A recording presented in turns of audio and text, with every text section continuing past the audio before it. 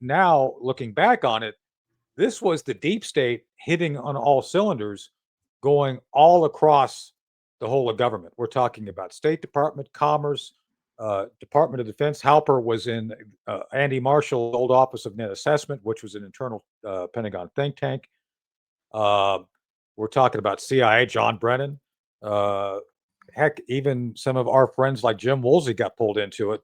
I think in some ways unknowingly at the time, and it was massive. And the plan was basically, if I can summarize, Jerry, correct me if I'm wrong, to create enough pressure, political pressure, on Donald Trump for him to essentially either resign out of frustration or at some point put together a critical mass sufficient to do some sort of indictment against him. Is that accurate about what they were trying to do? A Yes, coup d'etat. they wanted to indict Donald Trump for treason. Yeah. And they wanted to impeach him for treason and say that he had worked with Putin to steal the 2016 election from Hillary. Right. And so what I'm concerned about, and this is the reason for this discussion being intelligence centric, they used the intelligence community to include FBI, because what they were doing, the national security element of the FBI was going after you, not the criminal side. In fact, Tony, on that point, it was a counterintelligence operation within the FBI. Exactly. It was not a criminal investigation. Exactly. And the FBI has given itself, or has, counterintelligence powers, which means that the FBI, which was designed to be a federal national police force with no international powers, suddenly conferred upon itself the right to compete with the CIA internationally, working with intelligence agencies, the Five Eyes in particular, which include Great Britain and Australia and New Zealand and Canada, and I think maybe one or two other countries. Well, I guess there's five altogether. But and so the FBI was sending agents from Washington to London, to Rome, and other countries to work with the intelligence agencies of those countries, not the national police forces. Right. And what they were investigating. And that's important. That's an important distinction for our audience to understand. This was the use of the United States intelligence system to go after U.S. citizens, and to essentially vote against the will of the American people. They decided as an intelligence community, they did not agree with the outcome of the 2016 election. Is that accurate? Yes, and they were going to overturn it by removing Donald Trump on charges of treason that he had colluded with Putin to steal the election from Hillary. Exactly. So, and in other words, it was an attempted coup d'etat. It was a coup d'etat. That's why my book is Coup d'etat.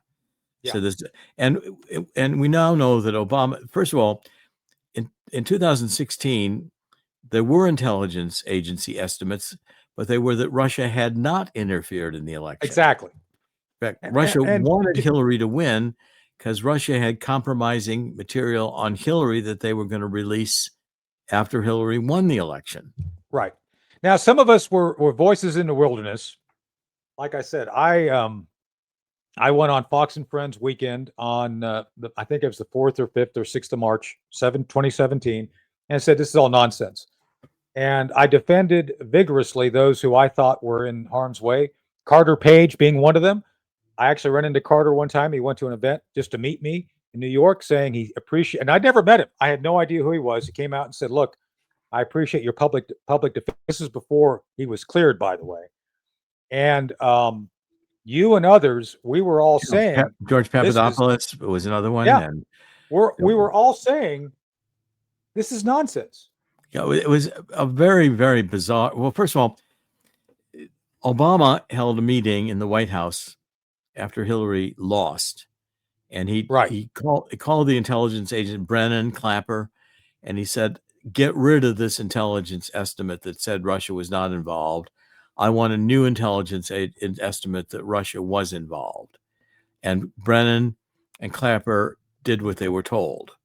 They pulled the intelligence community together and they ultimately had an intelligence agency assessment that said that Russia stole the emails from the DNC, and Russia was involved with what they call the Steele dossier. Christopher Steele, who had been an intelligence agency officer in Great Britain, had worked in Russia, was now working for a private security firm, Fusion GPS, and that firm hired him. And what Christopher Steele did was he invented stories about Donald Trump, trash stories that weren't true, that Donald Trump during the Miss Universe contest had wanted to have Putin involved, and that he was involved with prostitutes in a Golden Pea incident. I mean, the whole thing was preposterous.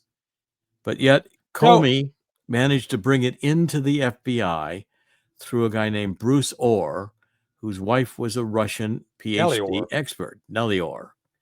And they started meeting with Christopher Steele, and they got this dossier, the Steele dossier, brought into the FBI and used it as the basis to open Operation Crossfire Hurricane and Right. go to the FISA court, which was set up to get special permission for the intelligence agencies, including the NSA, to spy on Americans, only because they suspected citizens were in collusion with foreign agents to involve themselves in treasonous activity against the United Yeah. States of America.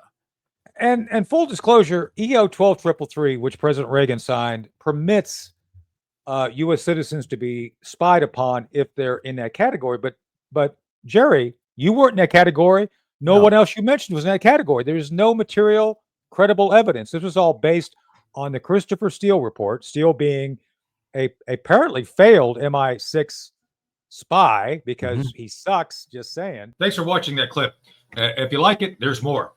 Be sure and go sign up for more for the exclusive content at ColonelTonyShaffer.com and become a member of the Sentinel Circle. You will thank me later for the great things that you will see there. We're going to have great guests. We're going to have friends of the show, friends of the program, friends of me, and it's all going to be fun. So go over, sign up today. You'll be very happy that you did it, and we'll have fun together. Tony Shaffer, ColonelTonyShaffer.com. See you there.